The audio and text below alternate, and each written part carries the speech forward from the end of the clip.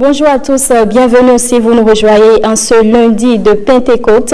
Le CEP 2019 démarre demain. 219 241 candidats composent sur toute l'étendue du territoire national.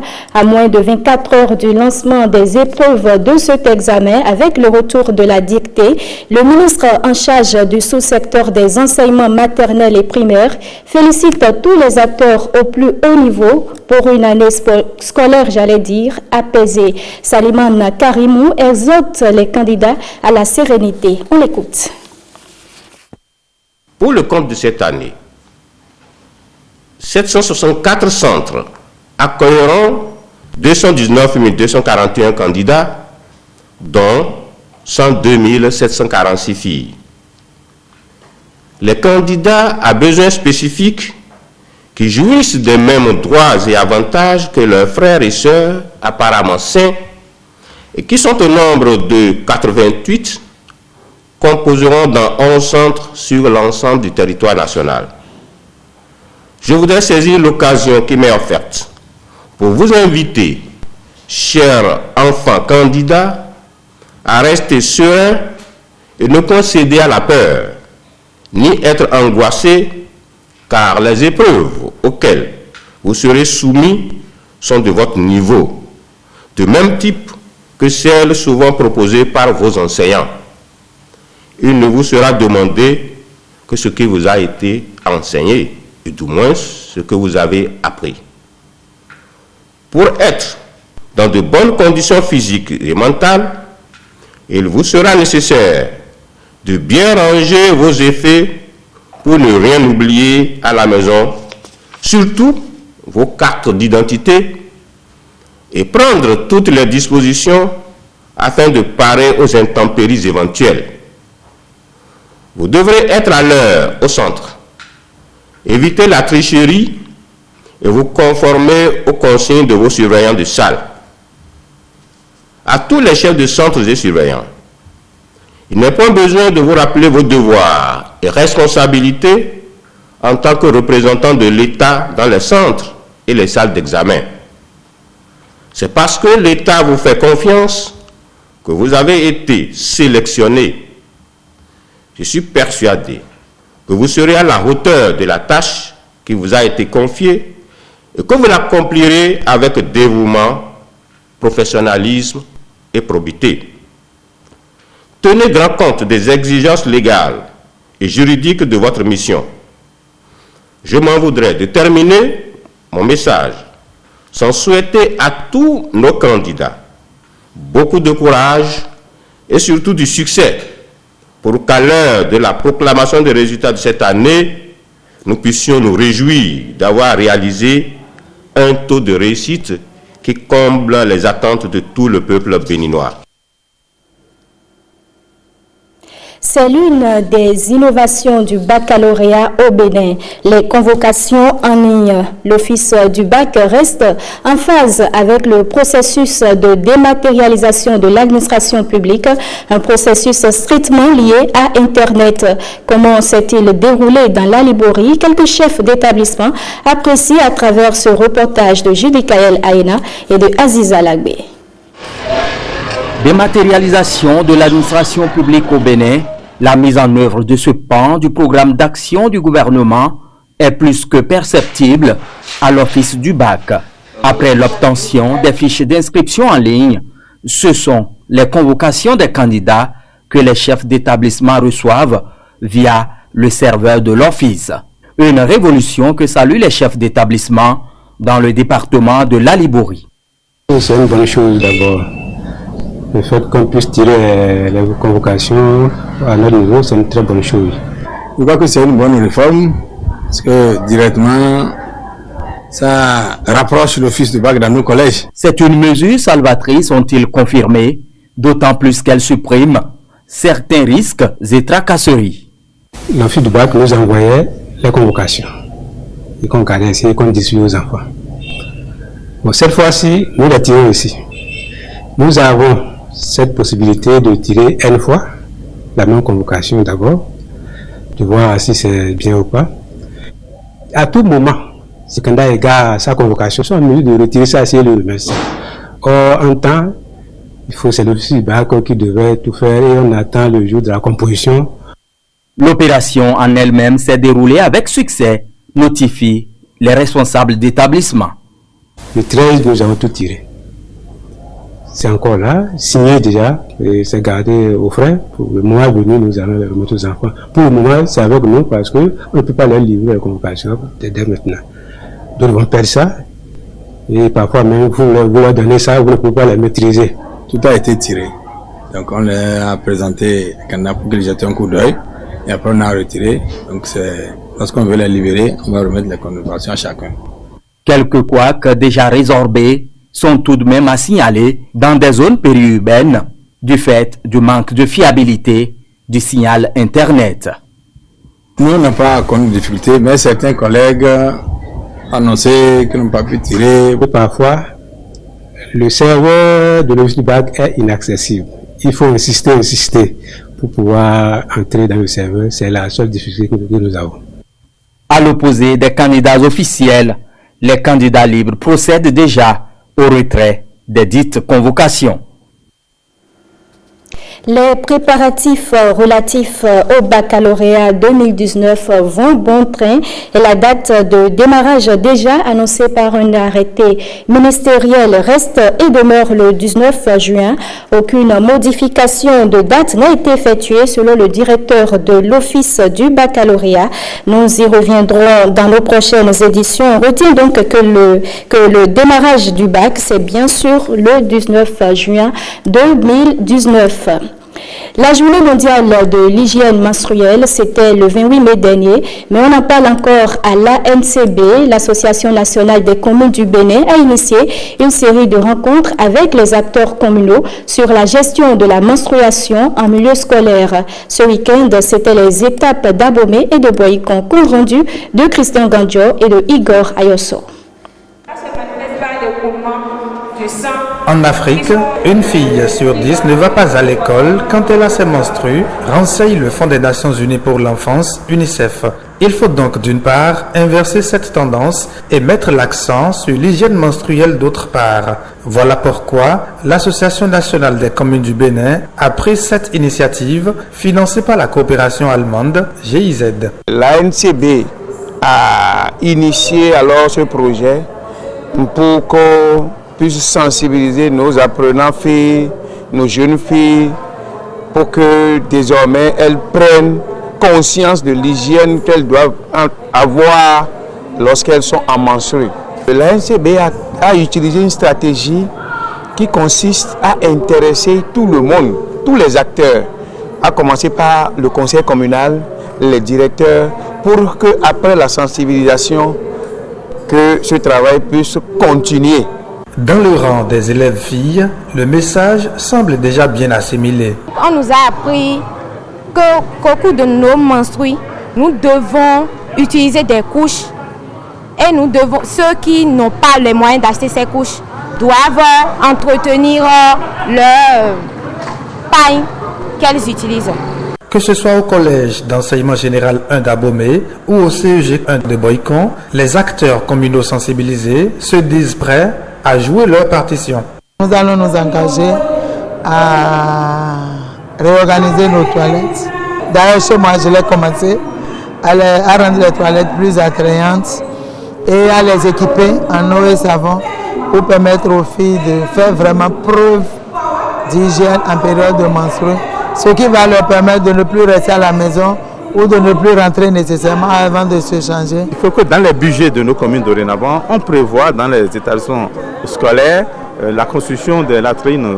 Ce n'est pas de discrimination, mais qu'on fasse des latrines à part pour nos filles, pour que quand ce besoin se fait sentir, elles puissent vraiment en disposer librement et travailler, étudier. J'en lance un appel à tous les garçons, les élèves garçons de notre pays, que les menstrues ne doivent pas faire objet de moquerie. Les menstrues sont des phénomènes naturels qui arrivent dans la vie, le cycle de nos filles, et que nous devons les accompagner. En clair, l'initiative de la NCB vise à permettre à la communauté en général et au monde scolaire en particulier de communiquer et d'échanger sur l'amélioration de la gestion de l'hygiène menstruelle.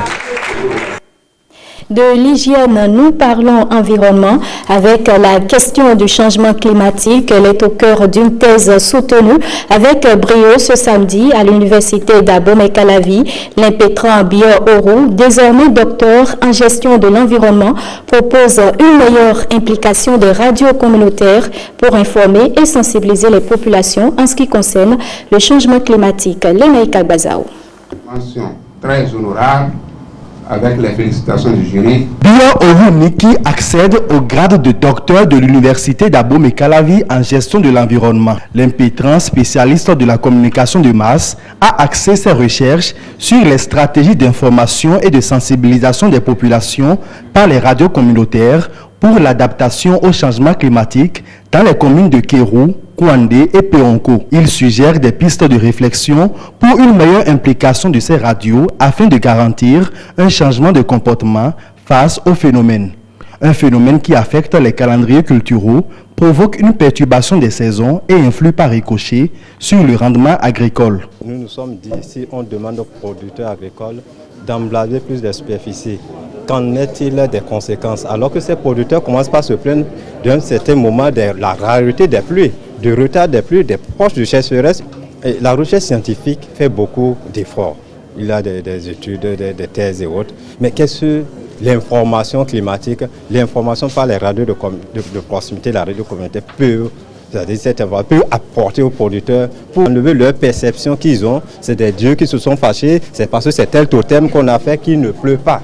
Alors que c'est les actions anthropiques que nous menons, la dégradation des écosystèmes qui amène cette variabilité du climat au niveau local. Style rédactionnel digeste, approche scientifique rigoureuse et empreinte d'interdisciplinarité. Le travail a séduit le jury de par son originalité et sa contribution à l'évolution de la science. C'est un sujet très intéressant. Pourquoi il a essayé de montrer l'importance, n'est-ce pas, donc, de l'information et de la communication dans la sensibilisation donc, des populations face à ce phénomène qu'est le changement climatique. Et avec la démarche, les théories qu'il a convoquées et tout, je crois qu'il a du mérite par rapport au sujet. C'est un travail novateur, un travail original. Désormais, ce genre de recherche doit s'imposer comme objectif principal de recherche de communication si on veut atteindre réellement les changements de comportement souhaités. Bio-Oro Niki est né en 1981. Il est l'actuel directeur de la radio communautaire Nane Wassa FM de Péonko. Sa thèse constitue une véritable base de données pour une meilleure gestion de la communication face aux effets dévastateurs du changement climatique. Comment redynamiser les filières Carité et ANACAD au Bénin? Acteurs du secteur de la société civile et les partenaires techniques et financiers s'y penchent. C'est à travers un plaidoyer lancé à Cotonou au thème des solutions seront trouvées en vue de booster ces deux filières. William Aguia et François Nissou. Au Bénin, plus de 200 000 personnes vivent des filières Carité et ANACAD. Malheureusement, nombre d'entre elles ne bénéficient pas de conditions de travail décentes, avec à la clé une précarité de leurs activités. D'où cette campagne de lobbying plaidoyer pour le renforcement des filières ANACAD et Carité. Malgré les nombreuses opportunités que ces deux filières présentent, plusieurs facteurs négatifs entravent encore leur développement. C'est fort de ces constats que l'Alliance pour l'engagement citoyen, fruit de partenariats stratégiques entre le ministère néerlandais des Affaires étrangères et le consortium ICO ont décidé de mettre à contribution les organisations de société civile comme acteurs clés devant porter les changements attendus. C'est à ce titre que des études ont été faites et ont abouti à l'élaboration d'un document de position qui a été validé. Dans ce document élaboré et validé en décembre dernier, figurent les atouts et faiblesses de ces deux secteurs. Dans ce plaidoyer, nous avons réalisé d'abord une série d'études avec nos partenaires locaux à savoir Akabé, Dédras, Passib et Lakosi Bénin. Quand nous avons réalisé ces études, nous avons constaté qu'il y a toute une série de défis auxquels sont confrontés différents acteurs de la chaîne d'approvisionnement. Et alors, parmi ces défis, c'est l'inaccessibilité au marché, la faible capacité de production, la faible organisation. La liste est longue et au cours de la campagne Lobbying Plaidoyer qui va s'étaler sur 2 années, chaque aspect sera passé au peigne fin pour redonner un nouveau souffle à ces 2 filières. Le gouvernement du Bénin a affiché clairement son intention de donner une impulsion à ces 2 filières. Les Pays-Bas soutiennent les jeunes entrepreneurs et surtout les jeunes femmes dans leurs ambitions de devenir des entrepreneurs dans le secteur agricole et dans bien d'autres secteurs. La campagne de lobby que nous lançons aujourd'hui s'inscrit parfaitement dans nos efforts conjoints de donner des perspectives pour les jeunes hommes et femmes au Bénin. Je voudrais vous rassurer de l'engagement personnel de son Excellence M. Patrice Talon, chef de l'État, président de la République du Bénin, et de la disponibilité de l'ensemble de son gouvernement à tout mettre en œuvre pour rester à l'écoute des OSC et syndicats qui soutiennent les initiatives de développement des filières agricoles. Avec ce plaidoyer, tous espèrent repositionner les filières anacarde et karité pour en faire les principales sources de devises, vecteurs d'emploi et surtout d'emplois décents au Bénin. L'ambassadrice de Cuba après le Bénin était face aux professionnels des médias vendredi. Un seul sujet à l'ordre du jour, le blocus imposé par les États-Unis avec comme conséquence plus de 134 milliards de dollars de pertes causées à l'économie cubaine. Mais c'est surtout le renforcement de ce blocus annoncé récemment que dénoncent les héritiers de Fidel Castro. Jean-Claude James, Simon Villon. Il n'y aura pas de négociation avec notre nation. Un ton ferme et un message on ne peut plus clair. La diplomate cubaine en poste au Bénin dénonce ainsi la réactivation le 17 avril dernier du titre 3 de la loi Ince-Burton par les États-Unis. Qui réclame nationaliser les propriétés qui ont été nationalisées après le triomphe de la Révolution en 1959.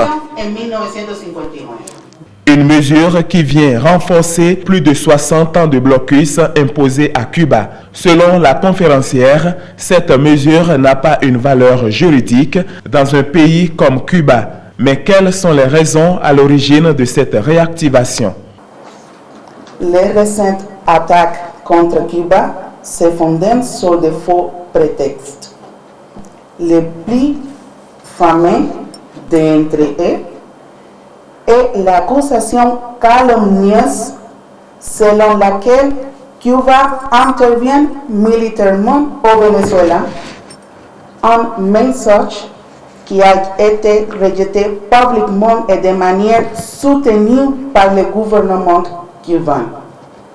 La solidarité de Cuba avec le président constitutionnel Nicolás Maduro Moros et la révolution bolivarienne est invariable. Comme exprimé par la dernière déclaration de mon gouvernement, Cuba ne se laisserait pas intimider. Ils ne pourront ni nous étouffer ni nous arrêter. Cuba réaffirme par ailleurs son engagement à apporter son soutien au peuple du monde selon le principe qui consiste à partager le peu qu'il a. Les savoirs endogènes, piste pour une recherche, c'est le titre du nouvel ouvrage d'un collectif de professeurs d'université du Bénin et de Paris sous la direction du professeur agrégé en philosophie Paulin Routondi, un livre qui relève de l'identité culturelle africaine. La cérémonie de lancement de ce bouquin a eu lieu vendredi dernier à Cotonou, Ansel Dancy et Patrick Nimanvo. Il a fallu attendre 25 ans pour rééditer l'acte et réactualiser tout ouvrage philosophique de plus d'une centaine de pages. Les savoirs endogènes, pistes pour une recherche. C'est le titre de ce bouquin paru pour la première fois en 1994 à Dakar. Il est l'œuvre de 14 éminents professeurs d'université du Bénin et de Paris, dont l'auteur principal est le professeur Paulin Mutondi. Structuré en 4 parties, il aborde plusieurs thématiques que sont entre autres les faiseurs de pluie, la métallurgie de fer et l'arithmétique moderne. Dans ce test, le professeur Benouko Bodéouda Lokonon essaie de répondre à la question suivante. Quelle est, dans la pratique des faiseurs de pluie, la part du mythe et quelle est la part du savoir?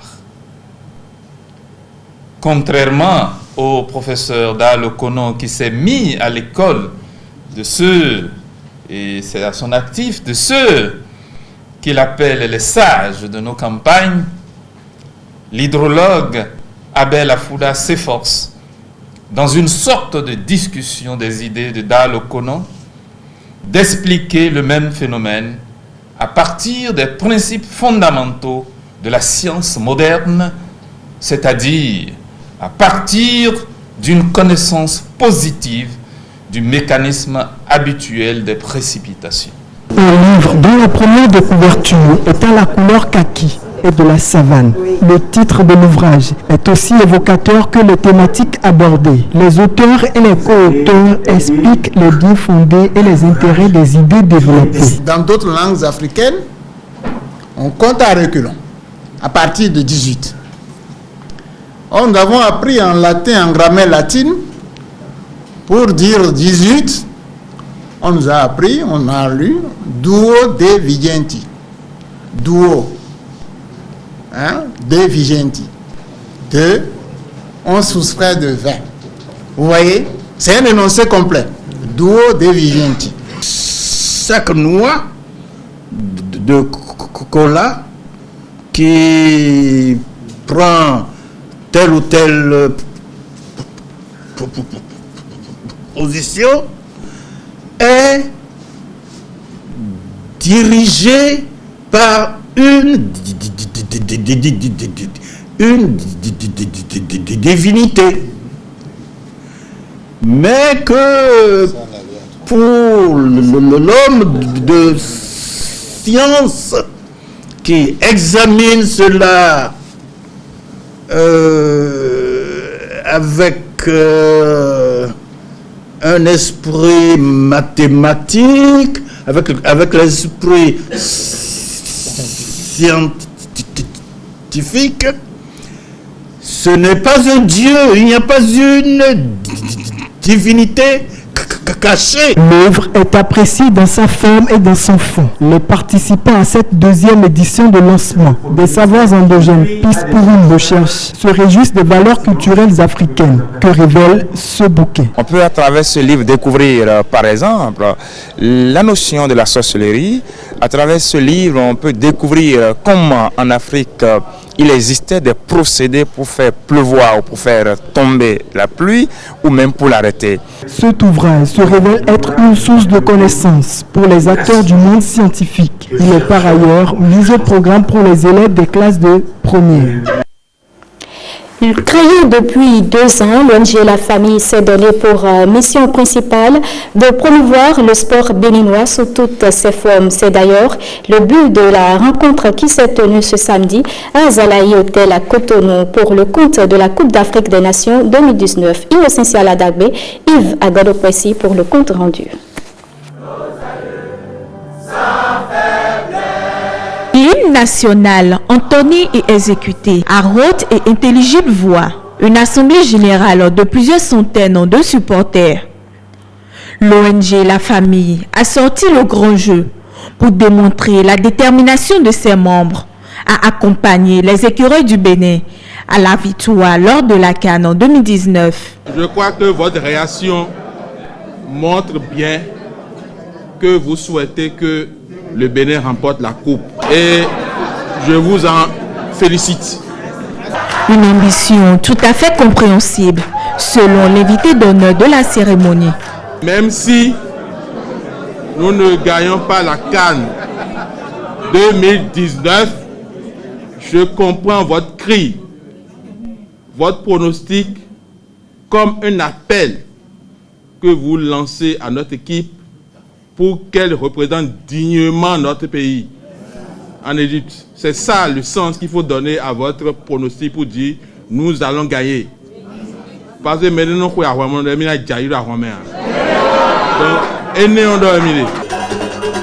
Bijouer les pronostics, étonner le monde. Les adhérents de l'ONG La Famille croient les écureuils capables de le faire. Impossible n'est pas béninois, dit-on souvent. Nous allons démontrer au reste du monde que le Bénin étonnera à la CAN.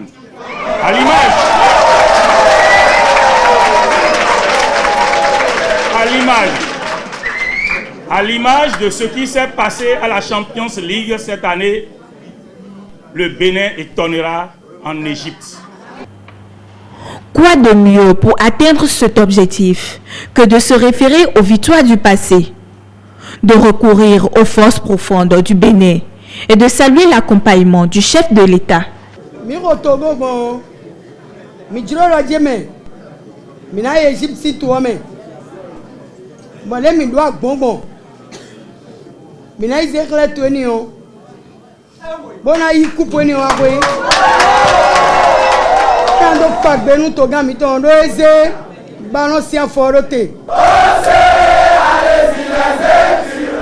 Slogan, chant, pas de danse. Les écureuils du Bénin peuvent se rassurer. Ces supporters qui s'apprêtent à les rejoindre en Égypte leur promettent un soutien rythmé.